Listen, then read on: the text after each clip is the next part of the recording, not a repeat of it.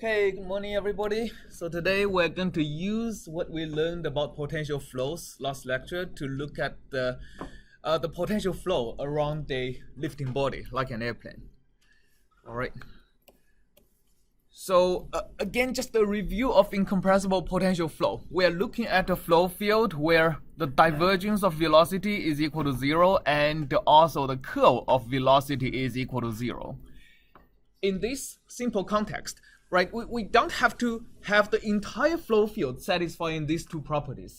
We just need a local region of the flow field that satisfies these properties, and we can apply what we have about incompressible potential flow on this local region of the flow field.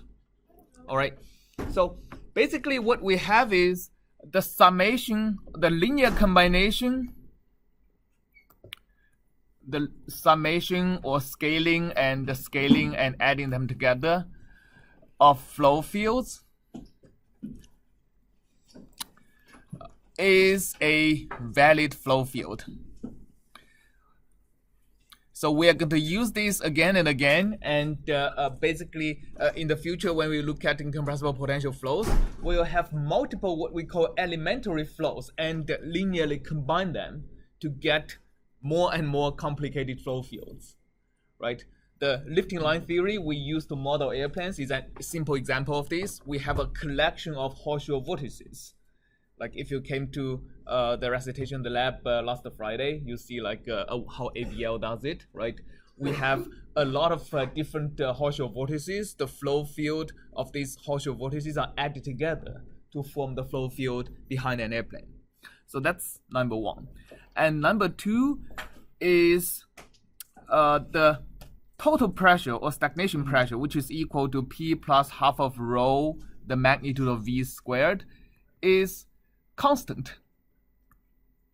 Again, this is not an argument about the entire flow field, right? You just need one path that travels through a region with zero vorticity for you to be able to know that the stagnation pressure along that path is a constant. We derived it last Friday, right? We derived it by taking a small spatial derivative of the total pressure, both along the streamline and in the transversal direction of a streamline. Along the streamline, we don't even need to have the vorticity equal to 0 for the stagnation pressure to be constant. Transversal to a streamline, as long as the vorticity is 0, we know the derivative of stagnation pressure in that direction is also 0, right? So as long as you have a path that travels a region with 0 vorticity, stagnation pressure is constant if you have a steady state flow. All right, so that's basically what we learned about the incompressible potential flow. And today we're going to use this to look at several scenarios. So the most basic scenario is the pressure around the vortex, right? Again, like the velocity is the following. So if the circulation around the vortex is a gamma, so basically if you integrate the velocity field around the radius of R0 or around the radius greater than R0, the circulation, which is 2 pi r, right, times the velocity is equal to gamma, then the velocity is going to be equal to the circulation divided by 2 pi r if r is at least equal to the radius of the core. On the other hand, if we are inside of the core of the vortex, we have a the flow field is almost like a solid body rotation. So the flow field is going to be velocity is going to be proportional to r, but in order for the velocity to match at r equal to r0, we need to divide this by 2 pi r0 squared, right? If r is less or equal to r0. So we have a continuous flow field.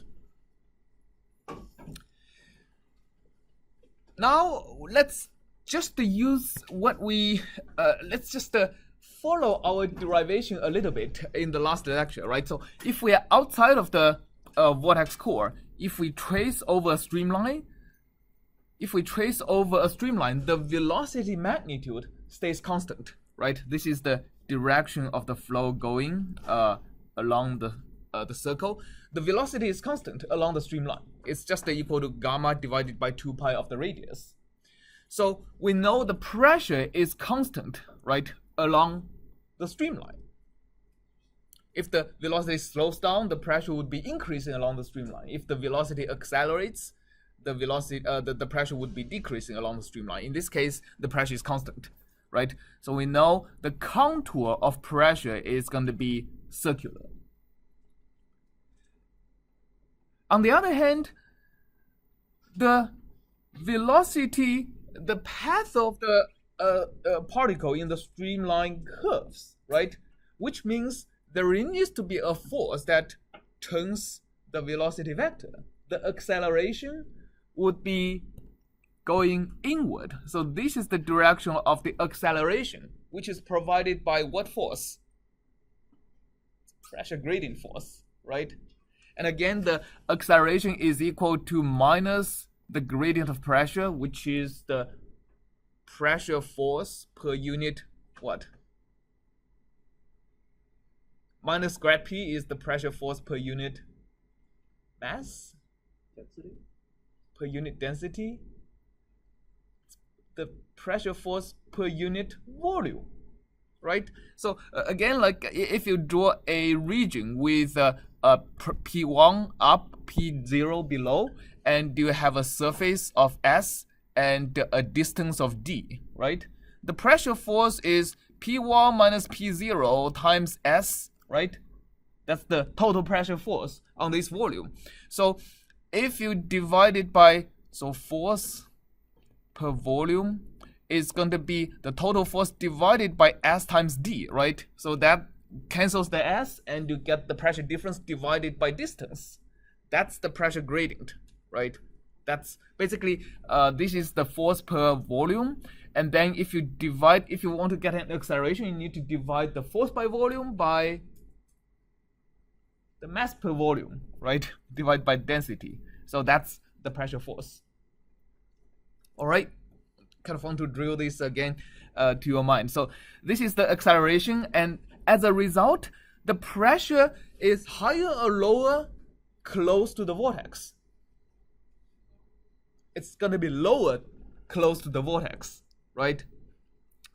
Okay, and so similar to our derivation from last lecture, if the pressure is if the velocity goes turns in a certain way, we use the zero vorticity argument to argue that the velocity inside it, right, at the lower pressure has to be higher. So that's just the consequence of the definition of vorticity equal to 0. So as a result of this, outside of this core of the vortex, the pressure, the difference between the pressure and the pressure at infinity at the far field is going to be minus half of rho velocity squared, and the velocity is equal to this, which gives us half of rho gamma squared 2 pi squared and r squared, right? So basically the pressure goes down with inversely proportional to r squared as you go towards the center of the vortex. Okay, so that's only when r is greater or equal to r naught. What about inside the core of the vortex? Well, inside of the core of the vortex, we can no longer use the stagnation pressure equals to constant, right? Here, the stagnation pressure is equal to constant, which is basically equal to P infinity, right? If you move the P infinity to the right-hand side and move this to the left-hand side, you get a constant stagnation pressure. But inside of the core of the vortex, if you still use the same stagnation pressure, you're going to find out that the velocity now, as you go towards the center of the core, the velocity decreases, right? And if stagnation pressure were constant, the pressure would also would go back to P infinity at the core of the vortex. But is that right? Physically, can somebody tell me why the pressure cannot increase back to P infinity at the core of the vortex?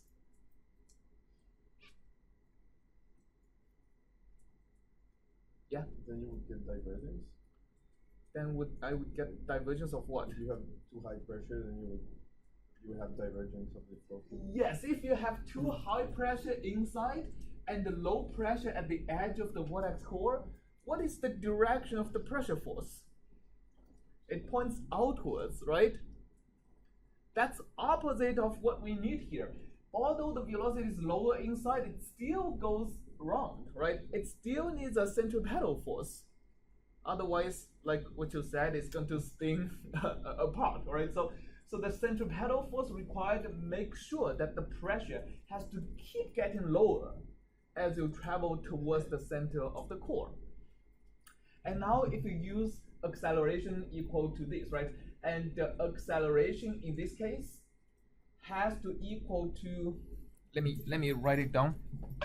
Inside of the, so let me write it down for r less or equal to r naught, right?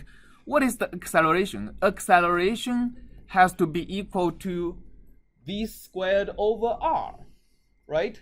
So that's basically what's the Newton's law of motion. So v squared would be this.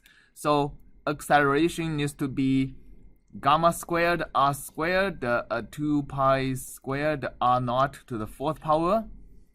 That's the acceleration I would need. That's divided by r. So sorry, divided by another r. So I need to divide by another r, which cancels with the r squared over here. Agreed? That has to be equal to the pressure gradient over rho.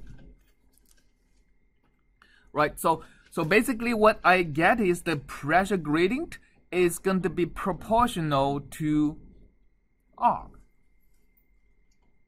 Right? Now if the pressure gradient is proportional to r, what is pressure? Right? So let's say pressure minus pressure at the center would be proportional to r squared, right? And you can do some calculus to work out the proportionality constant. But basically what we have here is that the pressure goes down, and it goes down more and more rapidly outside of the core as you approach the edge of the core.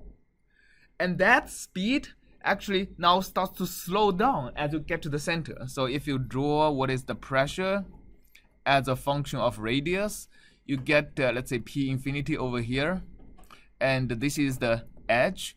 You get a 1 over r squared trend until you get to this point, right? Further, you don't get this slowdown, this acceleration of pressure drop anymore. But starting from this point, you get a quadratic, like here. So this is how the pressure field looks like around this vortex. All right, does it make sense? So over here you have a r squared function, and over here you get a 1 over r squared function.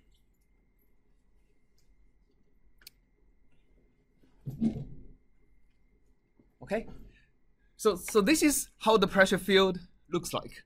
And next, let's actually use this pressure around the vortex to apply this to what happens around an airplane. Okay, so around an airplane, let's first think about this airplane just as having a uniform lift per span. So that enables us to use a single vortex to model the flow field around it. And as we're going to see, when we look at far enough away from the airplane, it doesn't really matter if the flow field is composed of a one vortex or a collection of many vortices. The qualitative behavior of the flow field is the same. Okay, so first of all, let's look at the source of induced drag. So if you came last Friday afternoon, you saw that AVL computes induced drag with two different numbers, right? One is the induced drag, the second is a CD, they call FF far field. So these are two different ways of computing how much induced drag the airplane has.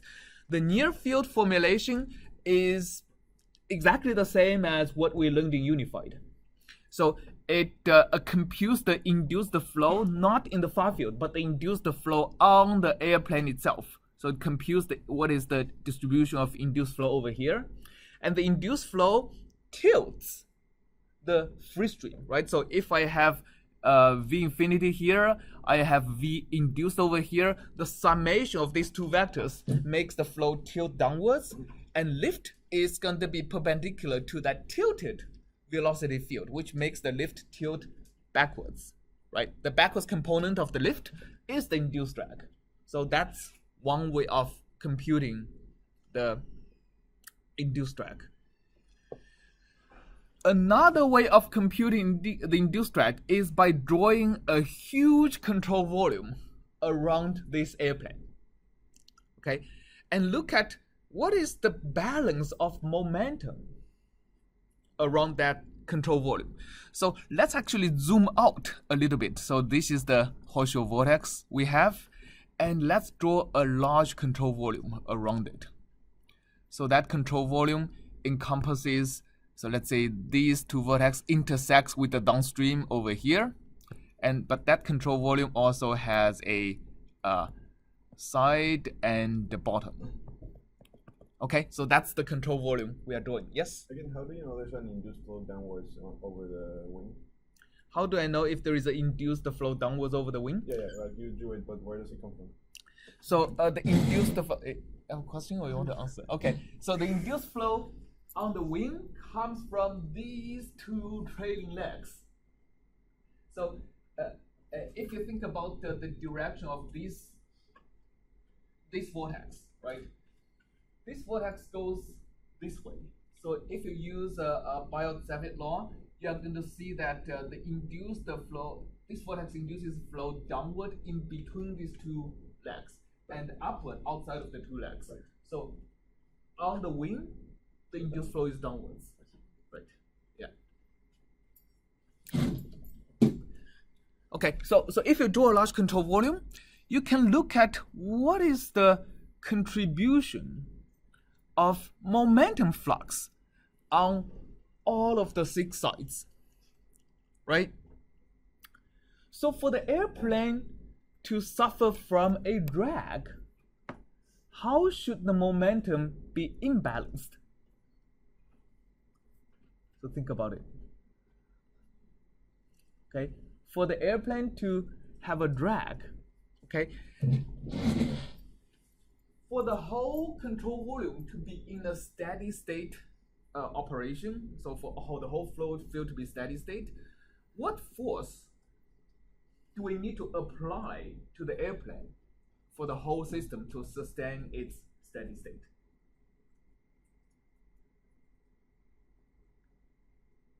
A force downstream or force upstream? For the whole flow field, the whole system to be steady state, no acceleration, no anything, right? What force do we need on the airplane? Yeah, upstream, right? We have to have a thrust somehow to balance with the induced drag. Okay, so if we have to have a force that goes that way, what can possibly balance that force from a whole control volume momentum flux point of view?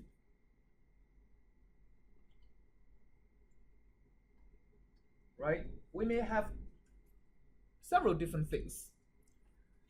Actually, 2 different things that contributes, that combines to contribute the imbalance of momentum.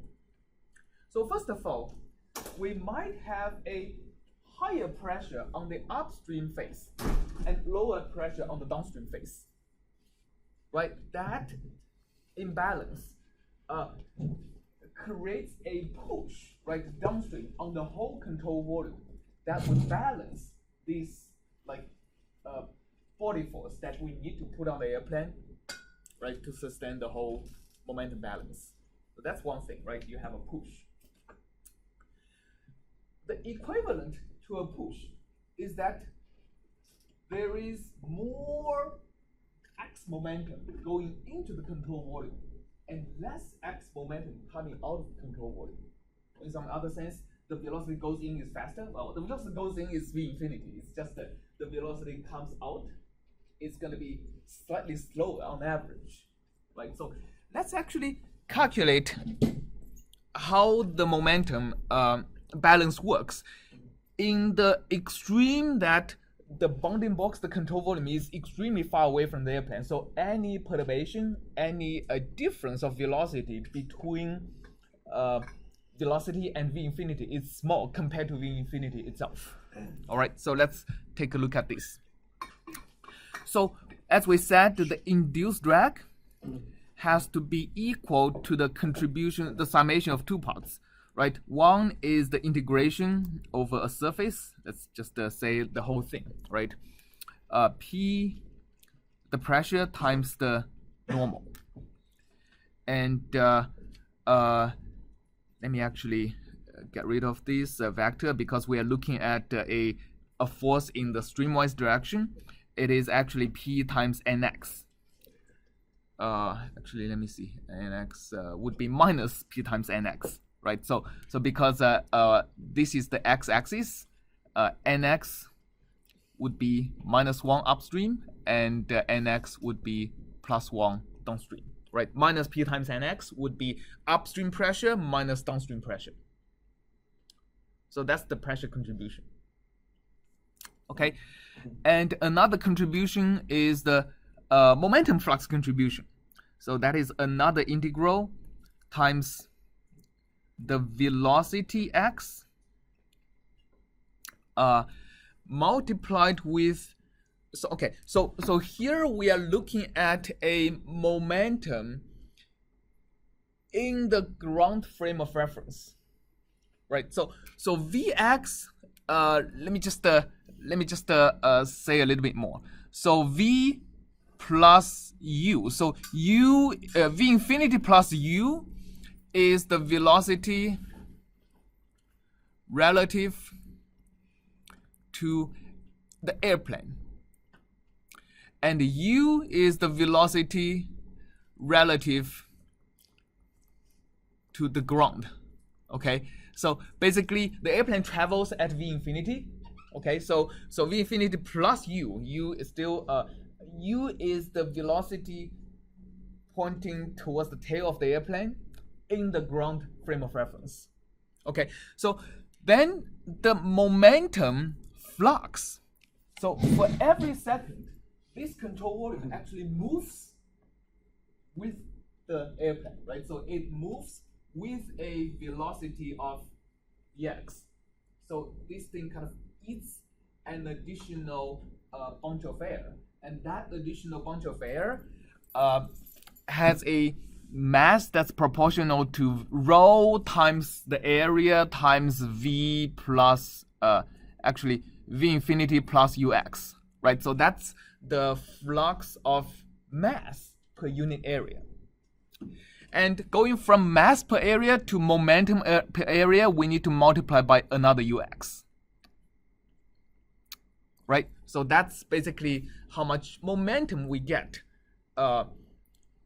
into the control volume. So we also need to multiply by Nx, sorry.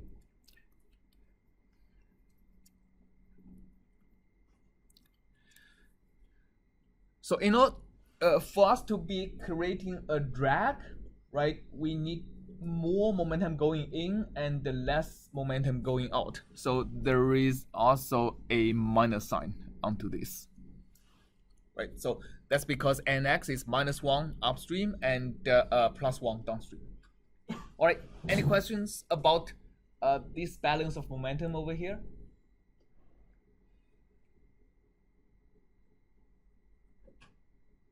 Yeah, the first, yes. Why is that only the induced drag? Why is that not like the whole drag? Why is this only induced drag, not the whole drag? This is because here we are thinking, we are not equipped to think about viscous and form drag yet, right? Because we are neglecting the effect of the viscous drag to the flow field over here, right? So when we look at later, we're going to be using incompressible potential flow, right?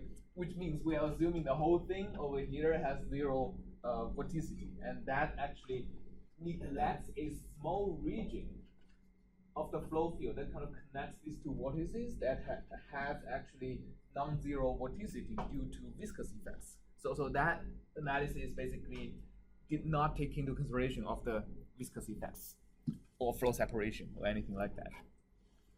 All right. Okay, so it works on the limit that the body is extremely streamlined and the boundary layer is infinitely thin. Okay. So that's the let's actually work a little bit more on the second term. So the first term is integral of p and x. There is a ds. And the second term, because of the, let's see, the second term has v infinity ux x.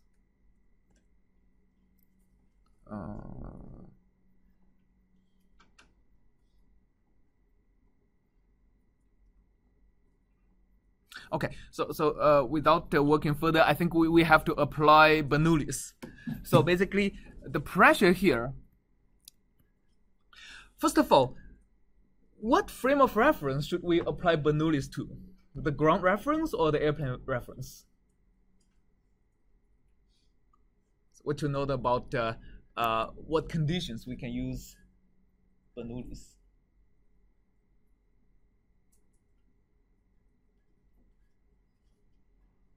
Right? Can somebody tell me what conditions we need for Bernoulli's to apply? Yeah. Inviscid flow. Yes, that's one good. What else? Yeah. Incompressible. Incompressible. That's two, right? Is there any other conditions we need? Yes. Flow mixing. No flow mixing. Sure. That's also like inviscid, right? Okay. Yeah. What else? What else do you need? Yeah. I'm going to take a wild guess and say initial reference frame. Because I'm missing a critical aspect, that is, we also need steady state flow, right? If you remember, like in our last lecture's derivation, where was it? Yeah, in this derivation, one of the first things we changed was we changed the material derivative to v dot grad v. That neglects a term that's the partial derivative velocity with respect to time, all right? And that term is only zero when we have steady state flow. So Bernoulli's only works for steady state flows. Now with that in mind, right? That's actually something I think is very easy to miss. Bernoulli's only apply for steady state flows. With that in mind, what frame of reference should we use Bernoulli's? Ground or airplane? Airplane, exactly, right? The flow is unsteady in a ground frame of reference. As the airplane passes by, if you fix the point, right, the pressure would decrease or increase as the airplane goes by and come back, right? And velocity also gets perturbed over time if you fix at a fixed spatial location. Only when you take the frame of reference of the airplane, right, would the flow field not change as a function of time. So we need to use the frame of reference of the airplane to use Bernoulli's. Which means the pressure is going to be P infinity, the pressure at the atmosphere, minus half of rho times what? Times the velocity relative to the airplane, right? So there are several components. First of all, v infinity plus u, that's the x component, plus small v squared, that's the y component, and small w squared, that's the z component. Right? That's what the pressure field looks like. Yes? Is the small v like the v induced? The small v and small w and small u are all velocity induced by the vortices. That's correct. They're just induced velocity in different directions, right? So the bound vortex on the wing induces velocity in the x and the z direction, right? The trailing vortices induce velocity in the y and z directions. So basically, there are non-zero velocity in all three directions induced by the system of vortices. Okay, good question.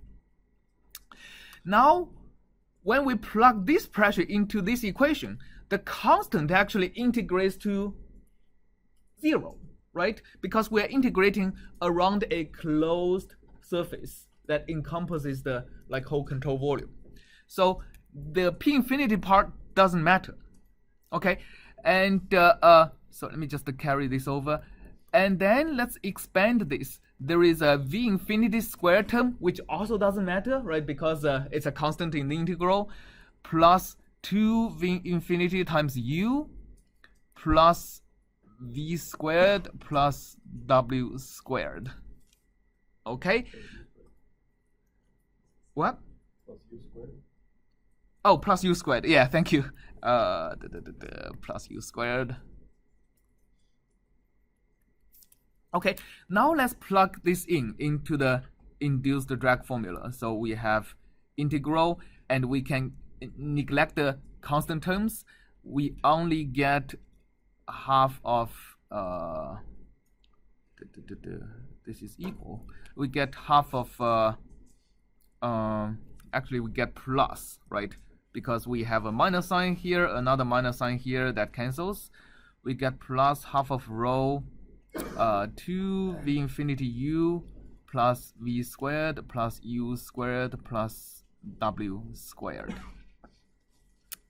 And then the other term, we have minus rho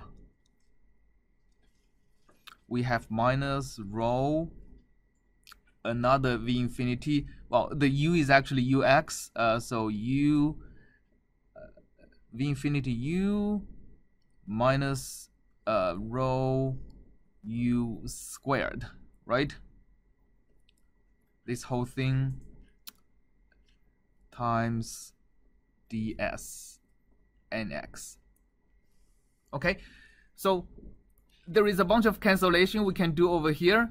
The half of rho 2v v infinity u actually cancels with this, right? Agreed? They are basically the same. And the minus rho u squared cancels with this, but there is a half. So this basically reverses the sign of the u squared. So what we have is half of rho minus u squared plus v squared plus w squared nx ds. All right. Any questions so far?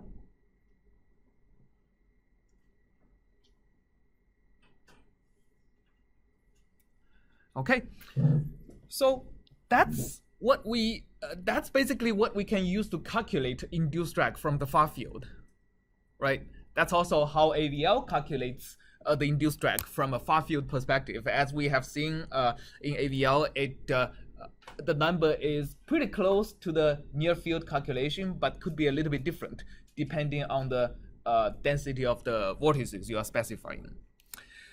And the UVW are basically the induced flow field. In particular, one interesting thing is as we take the downstream extent of the control volume to be further and further away, the contribution from the bound vortex, which is the only thing that could induce an x velocity, right, becomes less and less important. So if you think about the flow field over here, induced by these two vortices always have the same strength, right, the further downstream you go.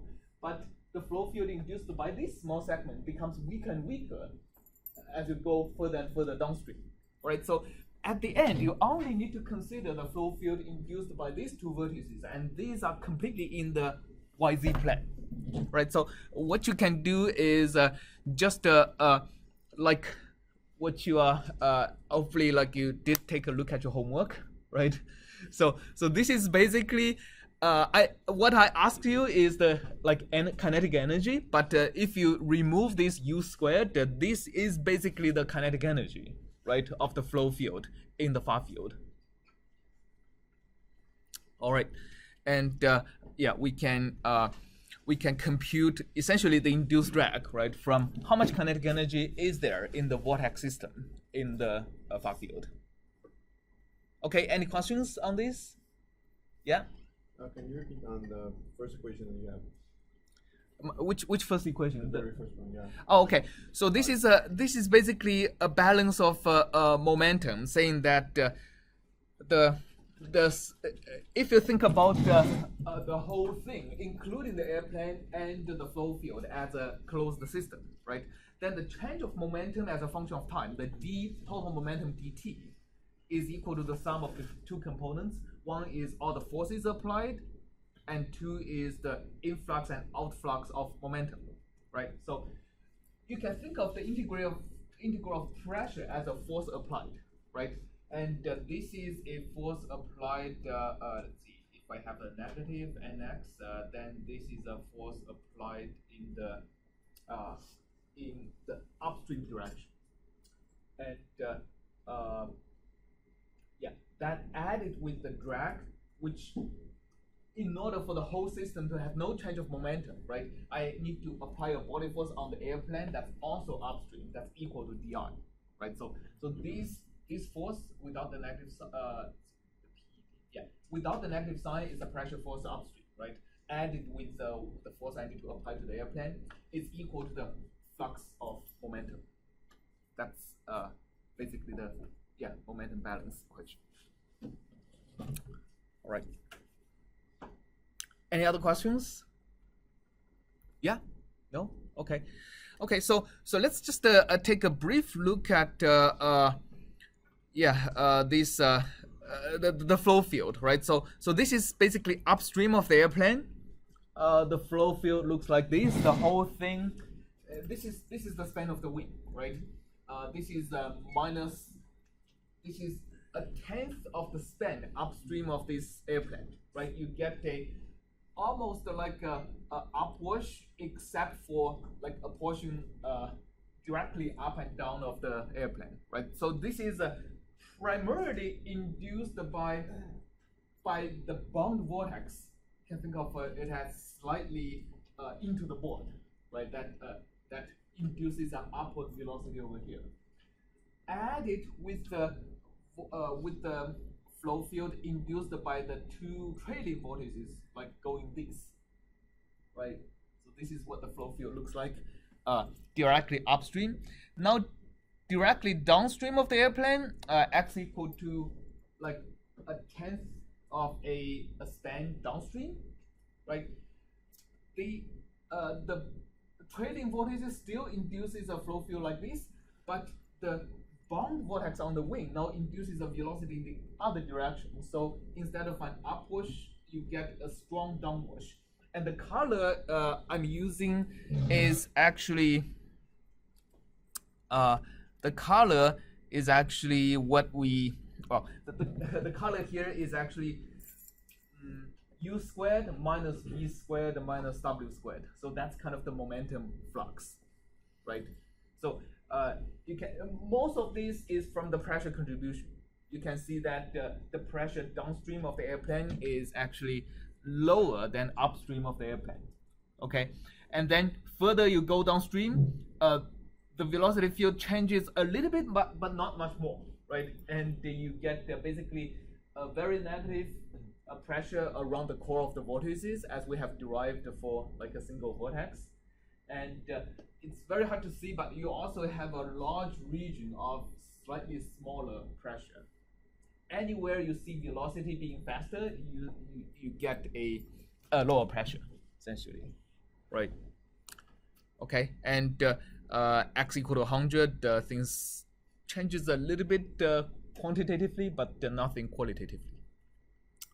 Okay, and yeah, this is something you have to code up and numerically integrate in your homework.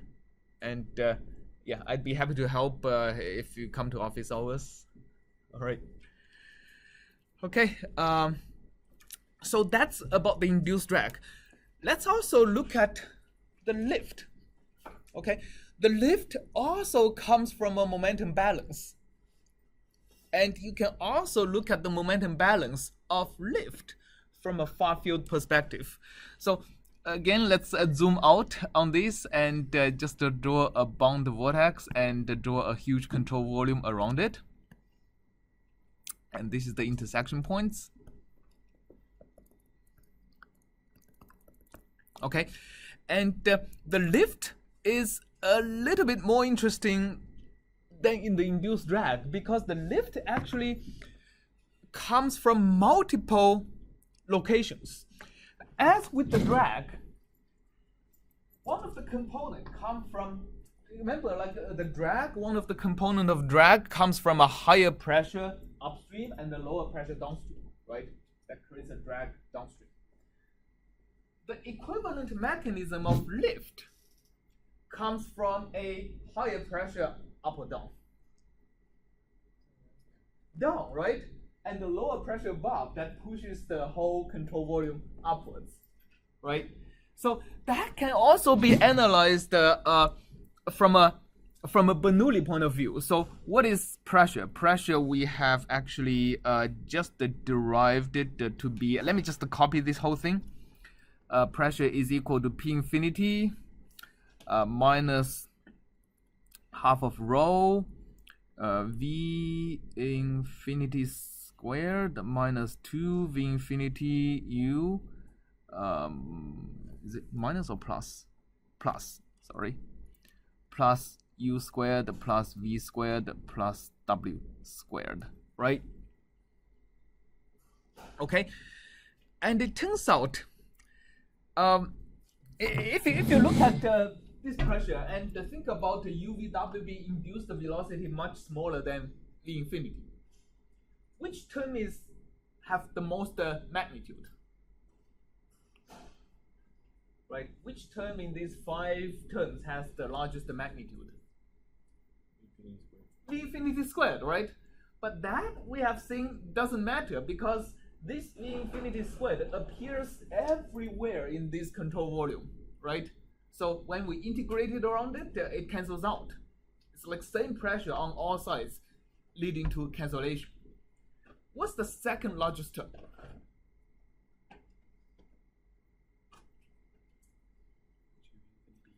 2V infinity U, right? So that's the, if you think about the U is order epsilon, this is going to be order epsilon, and the rest of the terms are order epsilon squared, even smaller. In the induced drag, it turns out these terms are important only because this term cancels out in the pressure and in the momentum flux. Okay, but when we look at the lift, okay, this term does not cancel out, and it turns out that all of these remaining terms in the context of this term doesn't cancel out. All the square terms actually is not important. All right, this actually had something to do with the lift being the induced drag being kind of a second order effect is proportional to L squared, right? So as you can do some analysis to show how they are related. So we can approximate this in the context of a lift which doesn't have as much cancellation. Let me just write the constant terms over here, and then minus the leading non-constant term, this. All right, and the integral of pressure P times NZ, right? That is going to be minus NZ. So lift is going to be a contribution of P times minus NZ ds and a momentum flux. So again, you have the rho times V infinity plus U. So it's the same mass flux. The mass flux is still the same. But here you need to multiply the mass flux by nx, right? So because you have the velocity dot with the normal vector being the mass flux, and then times w, see, ds. Do I need a, let's see, actually in this case I don't need a negative sign, because if I have a positive w downstream, I do need a negative sign, right? So if I have positive w downstream, well, I should have a negative w downstream, right? Because the airplane pushes the flow downward. So as I move downstream, when nx is 1, I should have negative w. Yes? What do you not consider the force, the momentum flux in the sides? Yeah, why did I not consider the momentum flux from these 4 sides, right? So this is because the momentum flux through these 4 sides are similarly second order quantities. So think about the momentum flux through the 4 sides. They are the product of 2 things. One is the mass flux per unit area per unit time, and 2 is actually the velocity. So consider the 4 sides. The mass flux is proportional to either v or w, right? Because they are sideways. And also we are looking at the z momentum, so we need to multiply by a further w. So the side flux is either proportional to vw or proportional to w squared. So compared to this term, they are all small. So in that case, you're assuming that everywhere in the control volume, all the particles move much slower than whatever the airplane moves. Yes, exactly. So I'm assuming that the UVW are much smaller than V infinity. Yes, and that is appropriate when we look at a control volume that's very large, right? All these integrals are very far away from the airplane. Yeah. Oh, only the particles around the area of the control volume are the ones that move much slower. Yes, like very far away from the airplane, right? The air particles move much slower than the airplane itself, right? So all these integrals are on the surface, not in the control volume. They are on the outside surface of the control volume, very far away from the airplane. Okay, now, okay, so right, so this actually has 2 contributions. The first component, let's actually plug in this. So the first 2 terms are constant. The only term that's not constant comes in as rho v infinity u nz ds, right? And then we have minus rho v infinity. So actually, because the one is nz, let's actually, one is nx. Let's put them into different integrals. So v infinity nx cancels. So what you get is, well, it doesn't cancel because w is this. Okay, so because w is different, and we can actually cancel the u times w term because they are small. So we have rho v infinity w nx ds. So the first, because it's nz, it is only operates below and above, right? And the second term, because we have nx, it only operates upstream and downstream.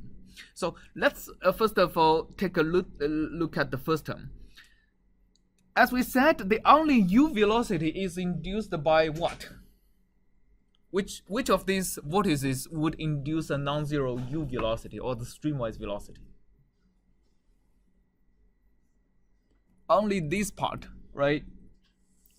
Okay, both of the trailing legs are parallel to the u direction, to the x direction. So it induces, vortex only induces velocity orthogonal to itself, right? So the only thing that induces non-zero u velocity is this. And in the context of a collection of vortices, right, a non-uniform lift per span, or a combination of multiple aerodynamic surfaces, you can just add the contribution from the different vortices to the ground plane beneath. Okay, and as you see, like the effect of the induced velocity to lift is linear, right? So you can really just add things up. Okay, And as we have seen, U is equal to gamma divided by 4 pi times, well, it's the distance cubed, right? So we get, let's say, the height of this airplane to the bottom of the control volume, let's say it's h.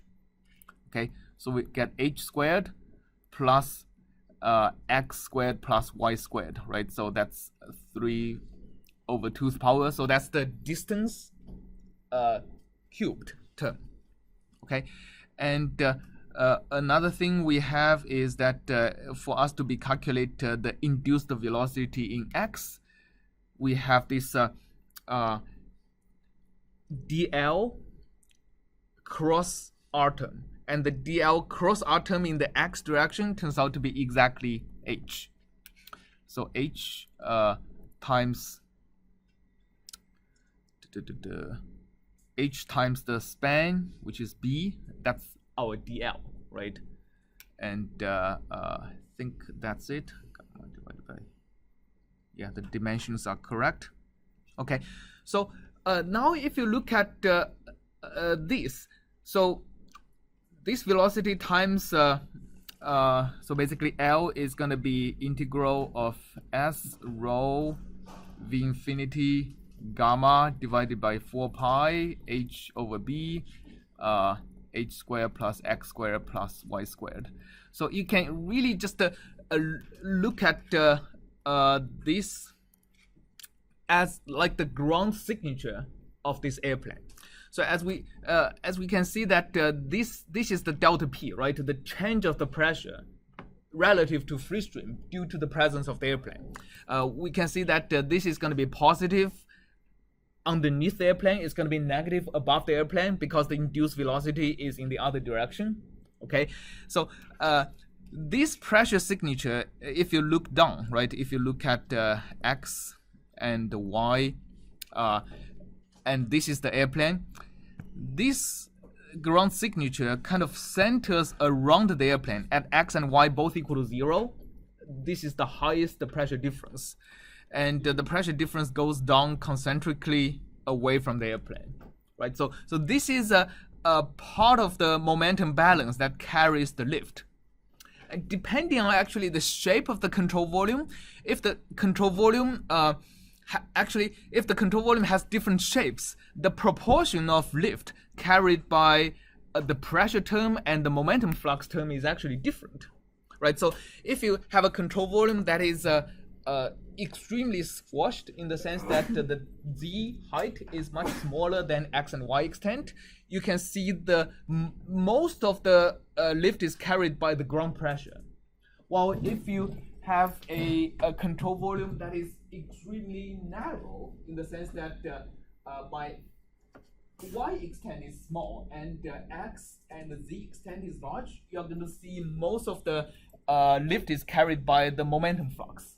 So this is actually something we can use to understand what is actually carrying the weight of the airplane as it flies through the atmosphere, right? There is a combination of pressure difference below and above, and z velocity difference upstream and downstream that both contributes to carrying the lift.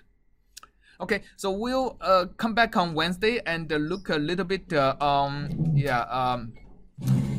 a little bit more like a ground effect and similar things that can be explained through this similar analysis.